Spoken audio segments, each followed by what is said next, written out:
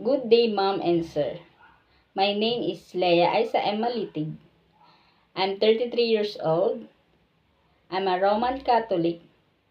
I'm a college graduate, degree holder as a Bachelor of Science and Computer Science. I have 3 children, ages 16, 15, and 13 years old. I have 3 brothers and 6 sisters. I am third in my siblings. I have work experience here in Philippines as a helper for almost 4 years. I serve 4 members of the family, 2 adult couple, 1 newborn baby, and 4 years old girl. My duties are taking care of children and a newborn baby, cooking, laundering, marketing, ironing, and wash dishes.